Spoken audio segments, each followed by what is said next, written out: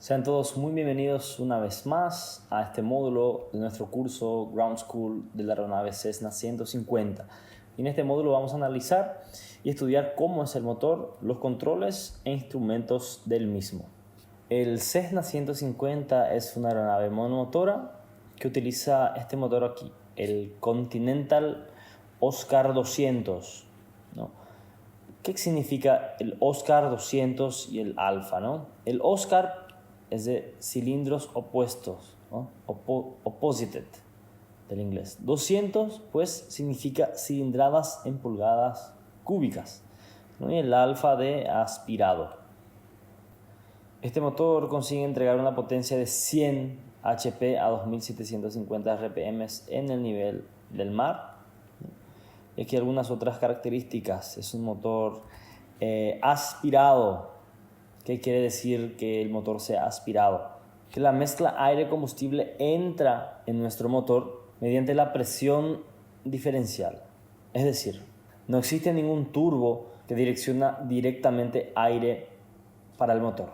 Es carburado. ¿Eso qué quiere decir? Que tiene un carburador que realiza la mezcla entre el aire y el combustible. Y consecuentemente, una preocupación que tenemos es la formación de hielo en nuestro carburador. Es un motor de 4 cilindros opuestos, como podemos ver aquí la imagen, ¿no? Y es refrigerado a aire. Y ahí vale la pena recordar que durante el taxi es importante mantener las RPMs no por debajo de 1000 para que tengamos un flujo de aire suficiente, para que tengamos una mejor lubricación y consecuentemente una refrigeración adecuada para que no tengamos el problema de formación de plomo en nuestras bujías. Y los controles del motor serán realizados mediante estas dos palancas aquí que vemos en la imagen, ¿no? Esta palanca de la izquierda, la palanca negra, la palanca de potencia y esta palanca roja de mezcla, que ya vimos en la parte de instrumentos cuando estábamos hablando sobre el cockpit de nuestra aeronave. Y como ya sabemos, la palanca negra es la palanca de potencia y al empujar esta palanca hacia adelante nosotros añadimos potencia al motor y al estirar nuevamente esta palanca hacia nosotros pues reducimos la potencia del motor. Y en su base tenemos como si fuera un anillo de metal. Este se llama friction knob, o sea, anillo de fricción, traduciendo así.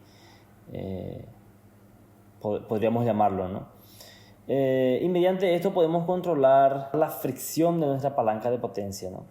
Si la dejamos más dura o más suave, y será de acuerdo con lo que nos resulte más cómodo, ¿no? A mí particularmente en ocasiones de aterrizaje me gusta dejarlo un poco más suelto, ¿no? Más suave, y en vuelo de crucero pues presionarlo un poco más para que no oscile tanto, no varíe tanto las RPMs y la potencia de mi motor. Quiero una velocidad y una potencia constante. Y a su lado tenemos su hermana, ¿no? La palanca de combustible, que controla la cantidad de combustible que va al motor. En la superficie la empleamos para prácticamente accionar y cortar el motor, y en vuelo, ajustándola, logramos reducir un poco el consumo de nuestra aeronave.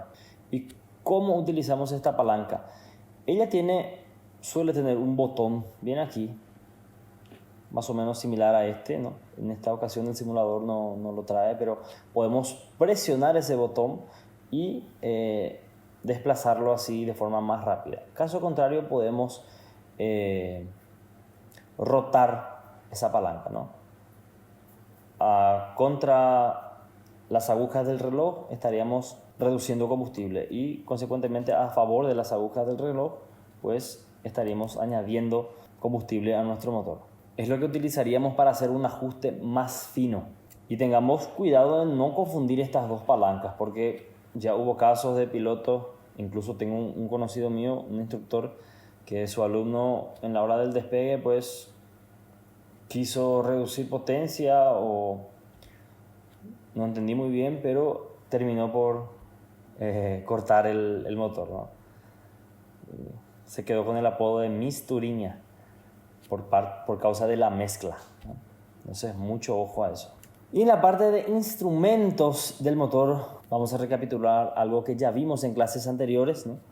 Tenemos la RPM, ¿no? El tacómetro de nuestro motor. Y como es una aeronave que su hélice tiene un paso fijo, controlamos el motor mediante este instrumento aquí, el tacómetro. Si aplicamos más potencia, obviamente las RPMs aumentarán. Y si reducimos la potencia, las RPMs van a reducirse. La operación normal también de este instrumento, como ya les dije, es en el arco verde hasta 2750 RPM, donde también tenemos una línea radial roja, que ya vimos su significado en clases pasadas, ¿no? Entonces debemos atentarnos a que la hélice no pase esta limitación. Podrá ocasionar daños severos a nuestro avión. Y para analizar cómo está el funcionamiento de nuestro motor, utilizamos estos dos instrumentos que ya vimos también: la temperatura de aceite y la presión de aceite, ¿no? Recordando que está en el arco verde es porque está operando normal, tenemos operación normal, no tenemos con qué preocuparnos. Y para saber cómo está la salud de nuestro motor, siempre debemos atentarnos, hacer el cross-check, mirar constantemente, verificar que todo está en el arco verde, entonces no tendremos ningún problema. Siempre monitoreando, es una parte muy importante del trabajo del piloto. Y este instrumento es un instrumento opcional, ¿no? Que es el EGT, Exhaust Gas Temperature, que nada más son lo que es la temperatura de los gases de escape, ¿no? Logramos controlar la temperatura de los gases de nuestro motor mediante este instrumento. Muchas aeronaves Cessna no poseen este instrumento, sin embargo otras ya lo poseen. Algunas en formato digital, como podemos ver aquí en esta ilustración, y otras pues en formato analógico, como es esta ilustración un poco más sencilla. Y conseguimos controlar la corrección de mezcla y algunas otras cosas con este instrumento. Y ahora tenemos algunas limitaciones de operación normal de nuestro motor. La temperatura de aceite, su normal es de 100 Fahrenheit a 245 Fahrenheit. La presión de aceite normal de 60 psi a 90 psi. Y el tacómetro, como ya hablamos, es de 2000 RPM a 2750 RPM en el nivel del mar. Aquí está 1900, pero es 2000 RPM. Y ahora por último vamos a hablar sobre la hélice, ¿no? Y el Cessna 150 posee una hélice bipala, ¿no? De paso fijo, o sea que no podemos controlar el paso de la hélice.